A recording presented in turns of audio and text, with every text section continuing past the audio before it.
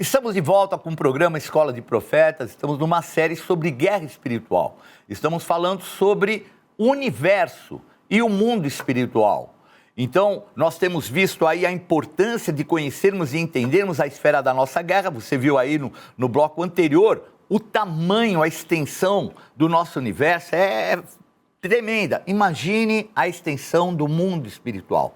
Para isso, vamos ler Colossenses capítulo 1, versículo 16, que diz assim: pois nele foram criadas todas as coisas nos céus e sobre a terra, as visíveis e as invisíveis, sejam tronos, sejam soberanias, quer principados, quer potestade, tudo foi criado por meio dele e para ele. Então nós vemos aí nesse slide que há uma hierarquia colocada, fala sobre tronos, fala sobre uma hierarquia espiritual. E aqui nós podemos ver nesse slide os querubins, que seriam os primeiros numa hierarquia, anjos, correto? E serafins, arcanjos e anjos mensageiros. Então a gente vê nesse slide que o mundo espiritual, o chamado segundo céu, é onde os anjos do Senhor estão habitando. Aquela passagem que eu li fala não só dessa hierarquia, mas fala vamos dizer assim, de poderes estabelecidos de determinados anjos. Vamos ver agora aí no slide 15, Hebreus capítulo 1, versículo 14, que diz assim: não são todos eles espíritos ministradores enviados para o serviço a favor dos que hão de herdar a salvação? Então nós vemos aqui nesse slide a importância de nós vermos que eles são o quê? Seres espirituais dos anjos, e eles foram o quê? Enviados com um propósito de ajudar a nós que recebemos o encargo de levar à frente a igreja do Senhor Jesus, a salvação para toda criatura. Então a importância do nosso chamado, ela é tremenda. Veja que num universo como nós colocamos, tão extenso, nós fomos escolhidos, e anjos do Senhor, seres poderosos espiritualmente falando, foram criados para nos auxiliar naquilo que é o nosso chamado, que é levar as boas novas do Evangelho. Então, aí mostra e demonstra claramente que os anjos são seres espirituais. E no slide 16, nós vemos que também fala a respeito de um ser espiritual que foi criado também, que é um anjo, só que um querubim que vai passar por um processo de queda espiritual. Vamos ler Ezequiel capítulo 28, versículo 13, que diz assim: estavas no Éden, jardim de Deus, de todas as pedras preciosas te cobrias, o sárdio, o topázio, o diamante, o berilo, o ônix, o jaspe, a safira, o carbúnculo, a esmeralda, de ouro se te fizeram os engastes e os ornamentos. No dia em que foste criado, foram eles preparados. Tu era querubim da guarda ungido, e te estabeleci, permanecias no monte santo de Deus, no brilho das pedras andavas, perfeito eras nos teus caminhos, desde o dia em que foste criado, até que se achou iniquidade em ti. Então nós vemos essa passagem que fala a respeito de um ser que foi criado. Então nesse slide 16, um ser que foi criado, que é um anjo do Senhor. E ele foi criado e esteve bem próximos, vamos dizer assim, daquilo que era a majestade de Deus. Então, numa hierarquia, o ser mais próximo de Deus seria um querubim. E esse que nós percebemos que aí no livro de Ezequiel, nessa palavra profética, que faz um referencial ao rei de Tiro, nós percebemos ali que ele é colocado como alguém que estava muito próximo de Deus e tinha um poder muito grande. E que de repente deixou entrar no seu coração o mal. Aí você me pergunta, mas Bispo G, por que Deus permitiu que houvesse a oportunidade do mal entrar no coração de um anjo? Existe algo chamado livre-arbítrio.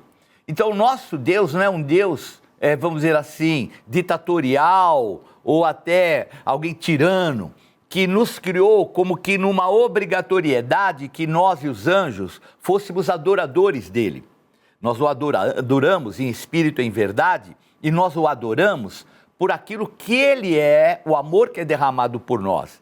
Agora, vejam que esses anjos estavam tão próximos de Deus, e no caso esse querubim, que alguns chamam de Lúcifer, depois nós vamos ver a passagem que fala a respeito disso, que quer dizer resplandecente.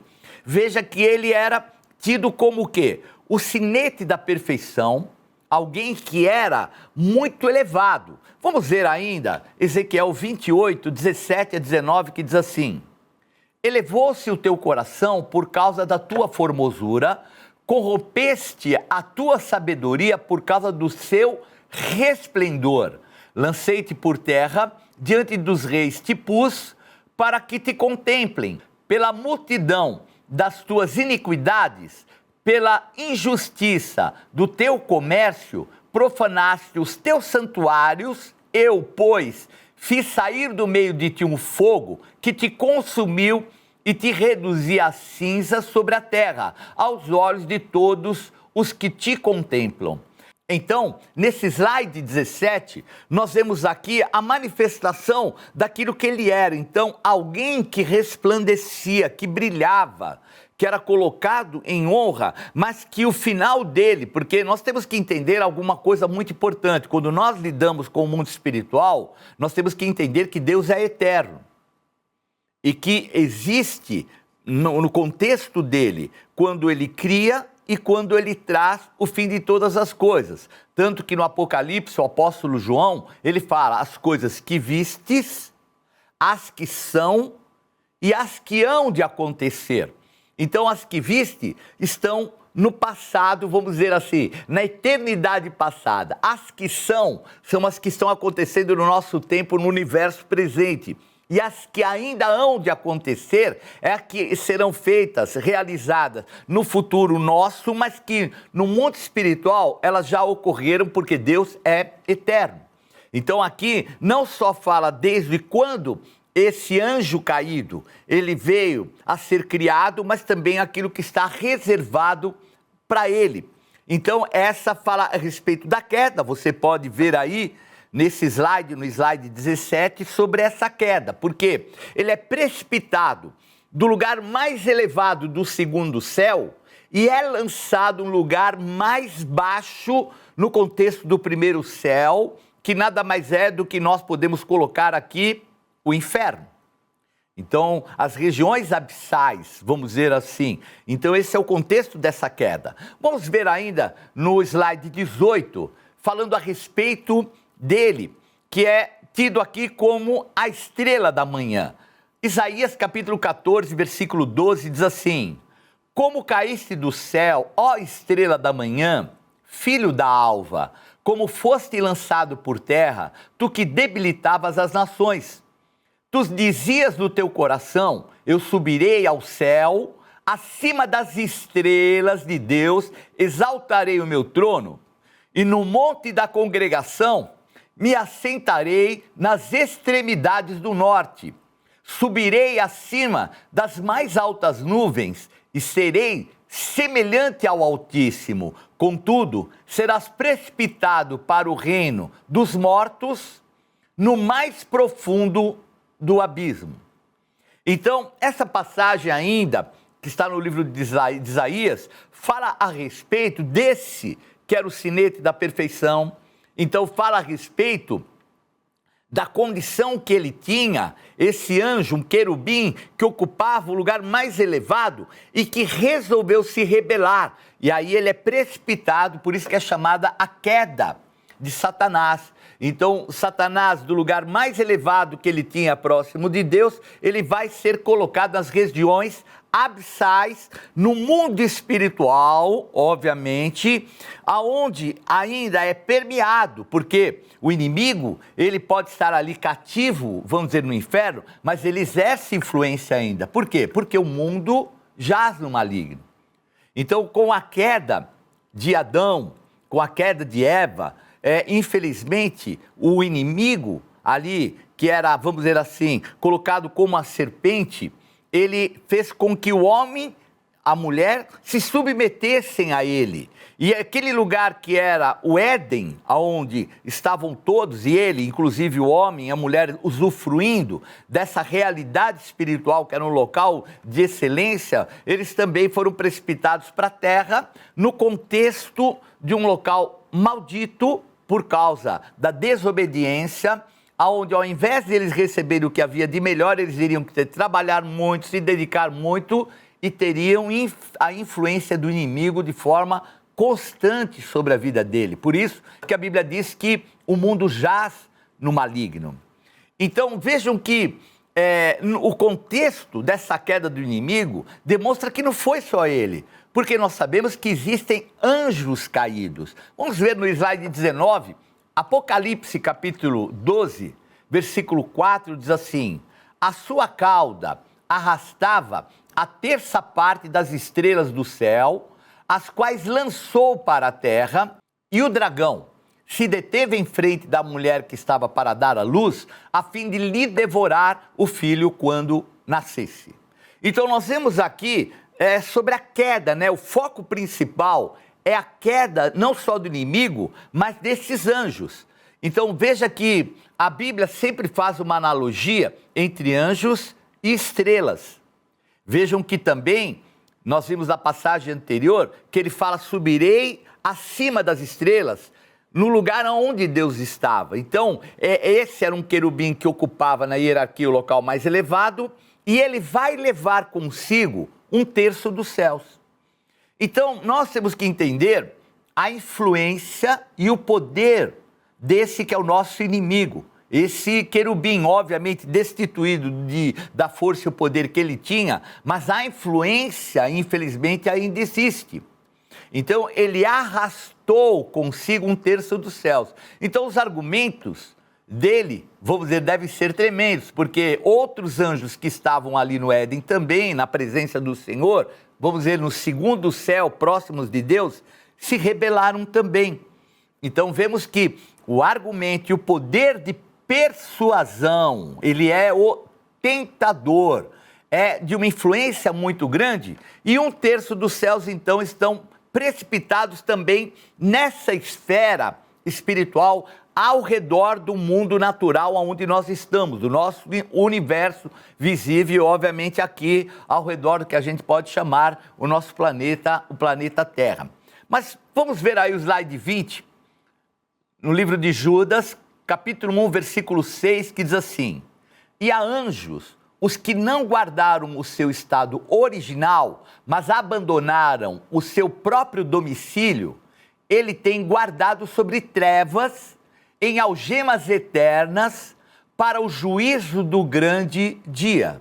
Então, vemos aí nesse slide, né, o quanto é importante a gente saber que eles estão retidos. Como retidos, bispo?